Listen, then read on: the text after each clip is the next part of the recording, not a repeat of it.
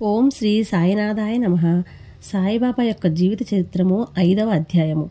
ఏ విధమైన ఇబ్బందులు లేకుండా హాయిగా సుఖంగా పెళ్లి బృందం షిరిడీ చేరుకున్నది. ఏ ఒక్కరిలోనూ ప్రయాణపు అలసట గాని మరి ఏ విధమైన కష్టం గానీ లేదు. ఆ ఫకీరును ముందుగా కూర్చోపెట్టినందువల్లనే ఆ ప్రయాణం నిర్విఘ్నంగా నిరాటంకంగా జయప్రదంగా జరిగిందని చాంద్ పాటిల్ గట్టిగా నమ్మాడు. ఊరికి వెలుపలగా ఉన్న ఖండోబా మందిరాన్ని ఆనుకొని ఉన్న పెద్ద మర్రి చెట్టు తూపులో బళ్లను ఆపగానే ఆనందంతో అందరూ బళ్ళు దిగి చకచకా వియ్యాల వారి విడిది ఇంటికి పరుగులు తీశారు. ఏదో లోకంలో విహరిస్తున్నట్లుగా ఉన్న ఆ బాల ఫకీరు మాత్రం అందరూ వెళ్ళిపోయిన తరువాత బండి నుంచి దిగి ధీర గంభీరంగా అడుగులు వేసుకుంటూ భూగోళపు అంచులను తాకుతున్నాయా అన్నట్లుగా చూపులను అనంత దూరాలకు కేంద్రీకరించి దివ్య తేజస్సుతో ముందుకు సాగుతున్నాడు. ఆ యువ ఫకీరును చూసిన మహల్సాపతికి ఆయన సాక్షాత్తు దైవస్వరూపుడనే భావన స్ఫురించింది. మహల్సాపతి ఎక్కువగా కబీరు పద్యాలను చదువుతూ ఉండేవాడు.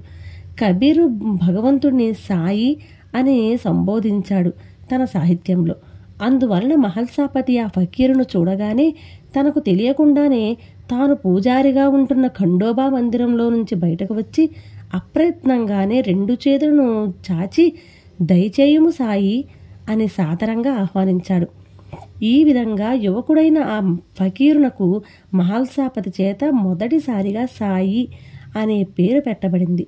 ఆ తరువాత సాయిబాబాగా వారు ప్రసిద్ధి చెందారు. బాబా అంటే తండ్రి అని అర్థం. సాయి లోగడ తాను కొన్ని రోజులు ఉన్న ఊరి వెలుపల గల వేప చెట్టు దగ్గరకే మళ్ళీ వెళ్ళారు. ఆ వేప చెట్టు క్రింద ఉన్న గురుధన్, ద్వారకామాయి, వెంకూసాల దివ్య శక్తులు సాయి దేవునితో ఒక్కసారి సంభాషించాయి. అవి భాషకందని మాటలు. ఆ స్థితిలో వారికే అవి అర్థమవుతాయి.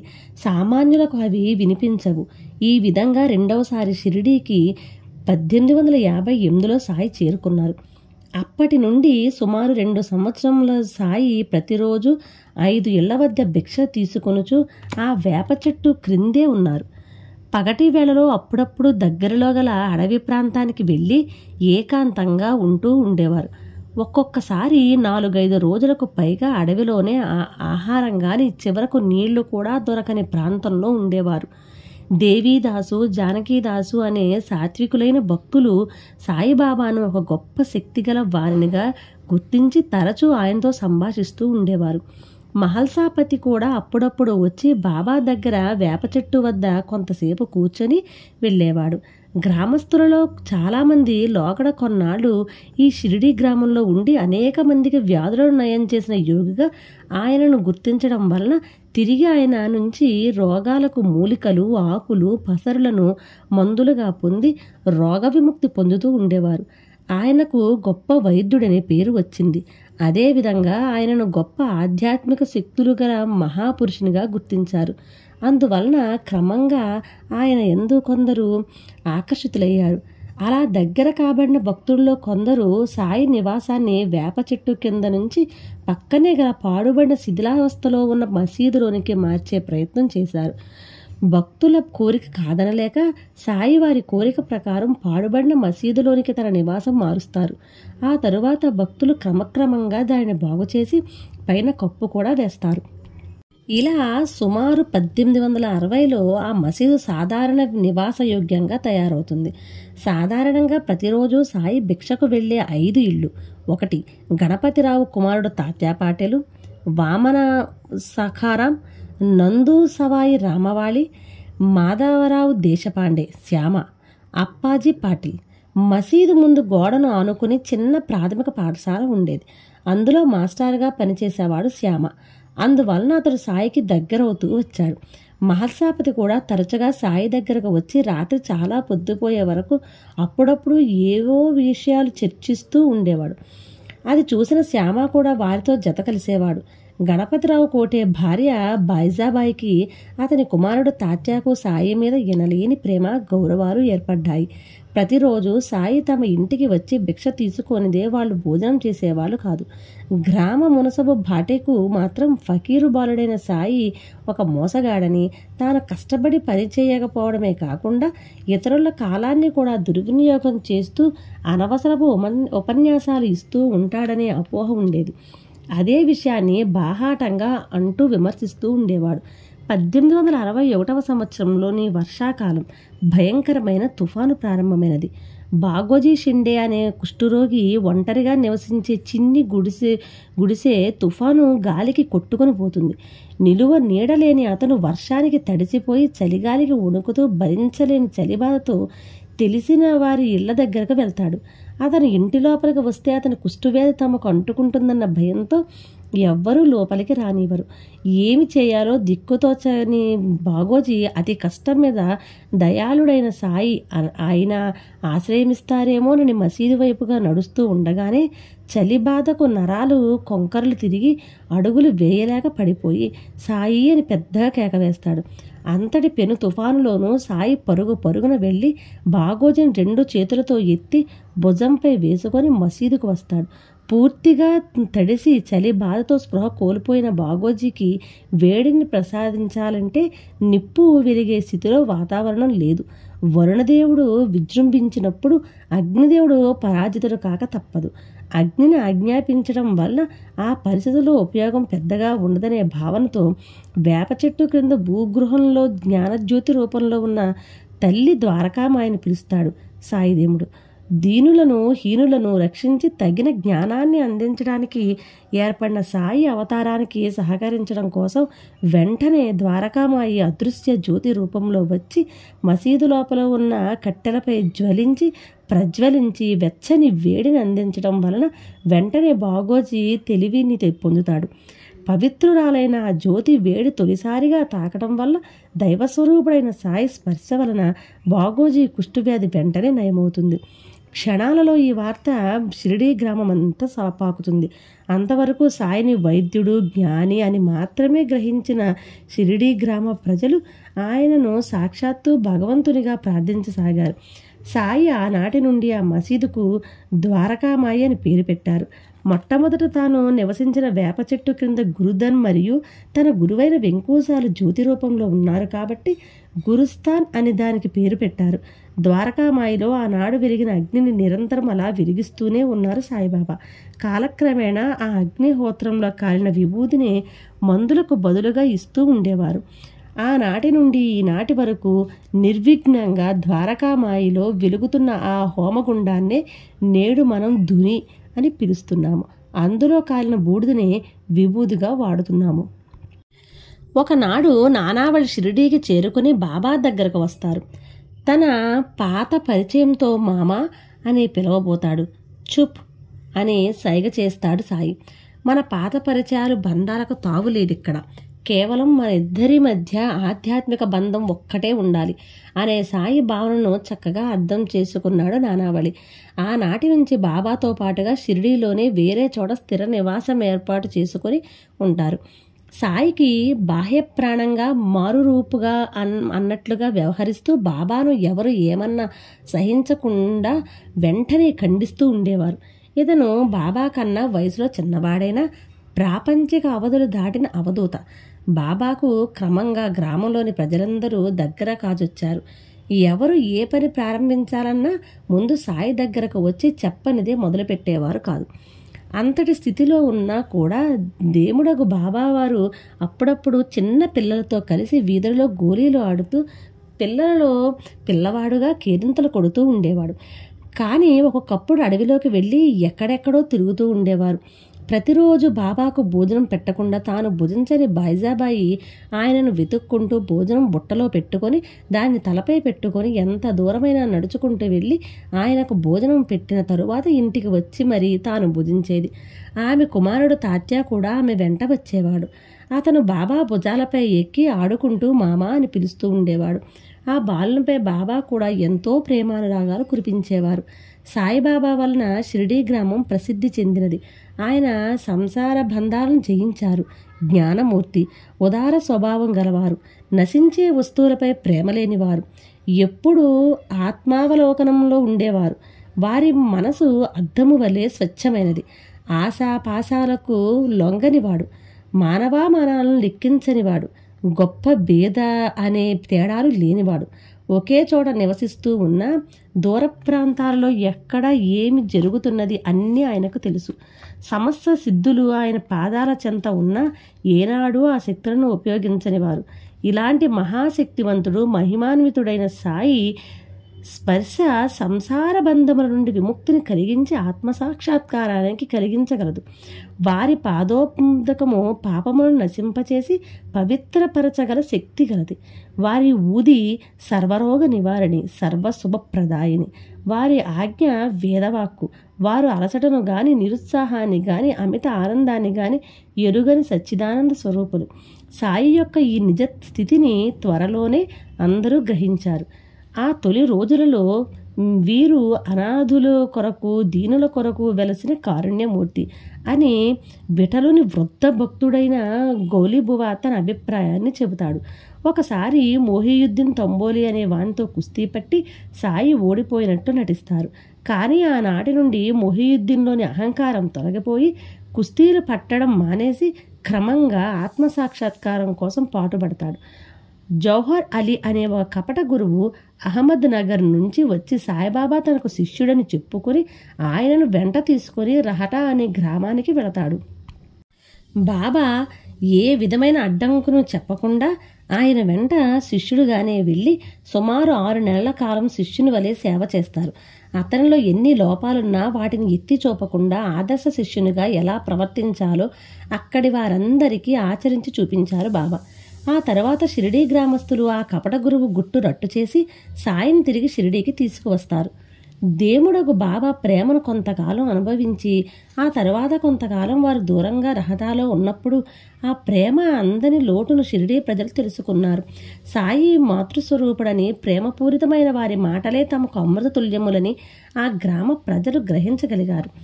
సాయిని తిరిగి షిరిడీకి తీసుకువచ్చిన ఆనందం కొందరిలో ఆనంద బాష్పాల రూపంలో జలజలా కన్నీరుగా కారుతుంది.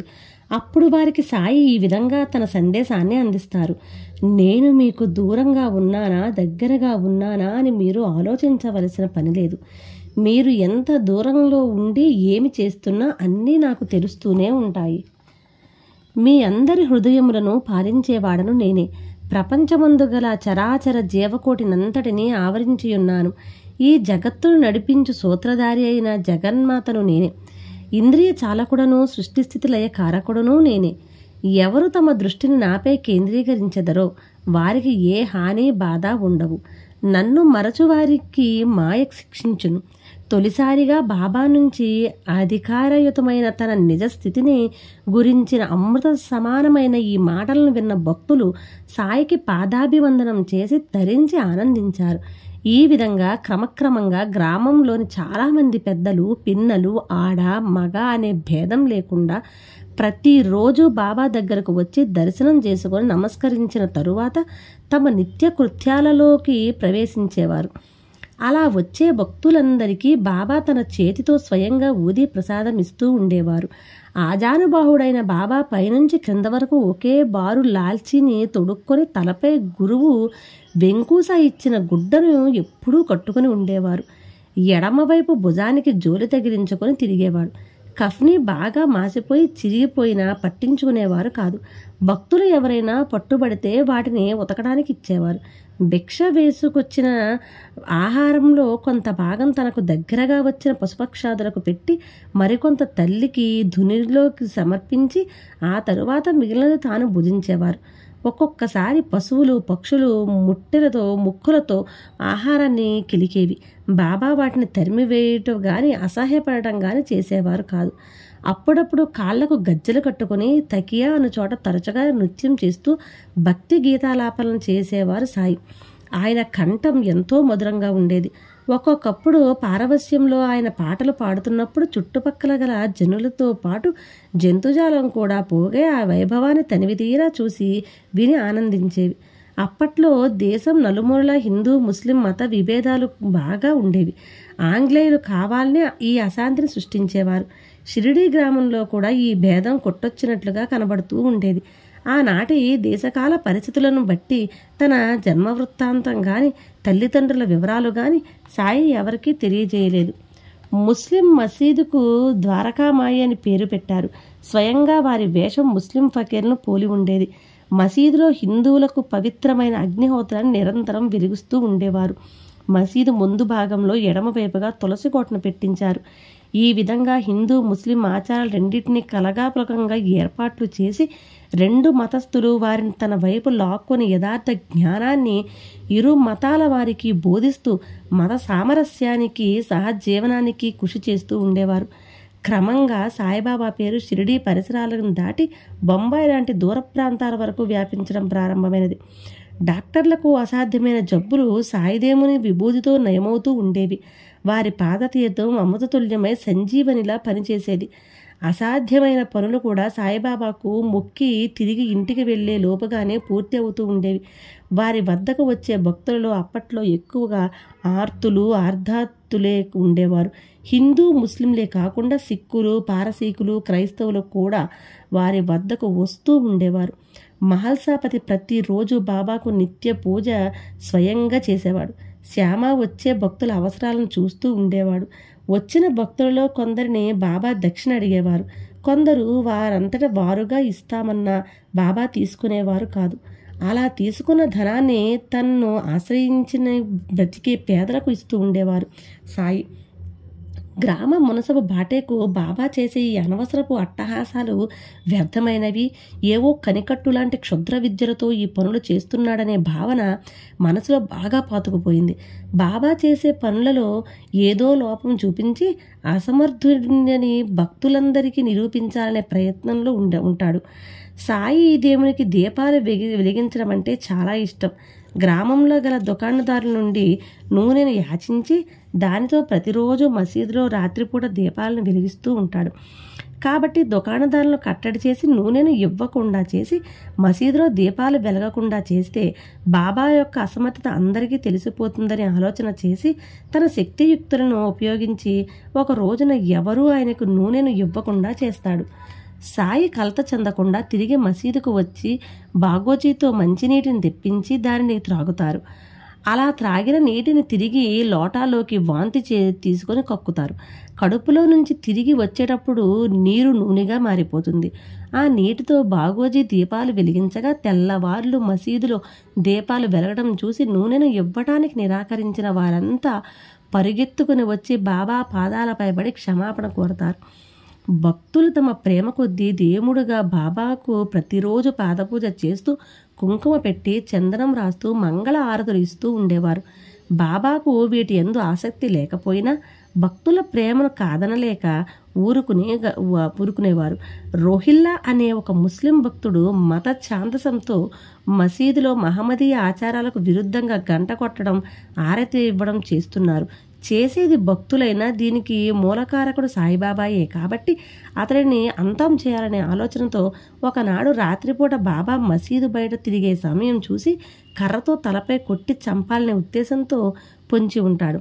సాయి బయటకు వచ్చినప్పుడు వెనక నుంచి తలపై కొట్టబోయే సమయంలో బాబా వెనక్కు తిరిగి తన కళ్ళను పెద్దవి చేసి దృష్టిని అతనిపై కేంద్రీకరిస్తారు.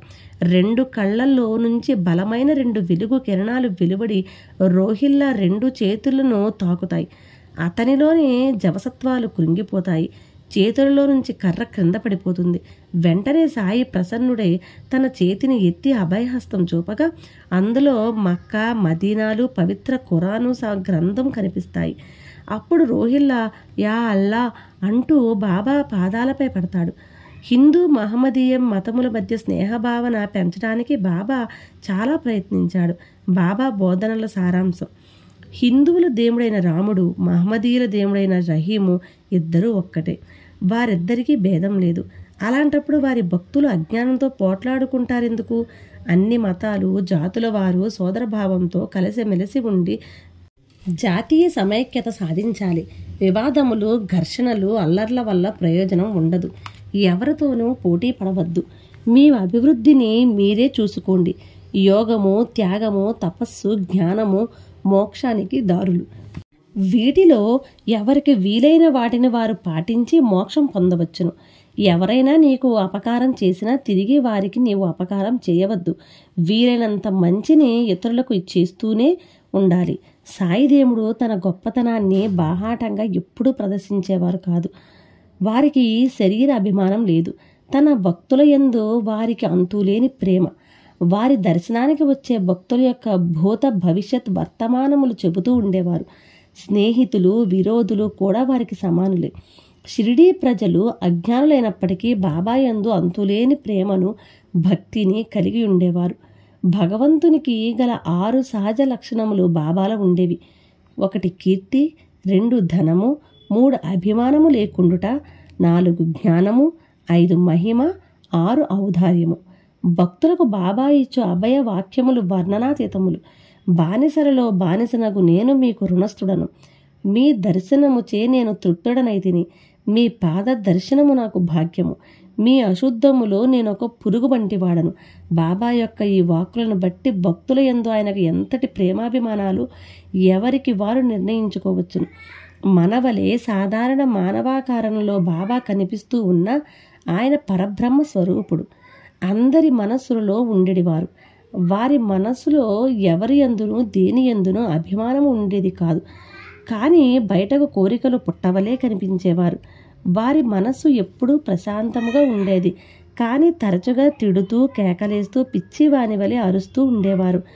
ఎప్పుడూ ఆత్మావలోకనం చేస్తూ ఉండేవారు. అల్లా మాలిక్ అంటూ ఉండేవారు. మసీదు గోడకు ఆనుకొని ఊదీ ప్రసాదం భక్తుల క్షేమము కొరకు పంచి పెడుతూ ఉండేవారు. మొట్టమొదట మహల్సాపతి కూడా బాబా ఒక మహమ్మదీయ ఫకీరని భావించాడు. కానీ క్రమక్రమంగా బాబాతో పరిచయం పెరగడం వల్ల నీళ్లను నూనెగా మార్చి మసీదులో దీపములు వెలిగించిన నాటి నుండి బాబా సాక్షాత్తు భగవత్ స్వరూపుడేనని నమ్మి ప్రతిరోజు గంధాక్షతలతో బాబాను దైవం వలె పూజ చేసేవాడు. ఆరతి ఇచ్చేవాడు. భక్తి పారవస్యంలో అప్పుడప్పుడు పాటలు కూడా పాడేవాడు. ఇది మహల్సాపతి ప్రతిరోజు ప్రారంభంలోని దినచర్య.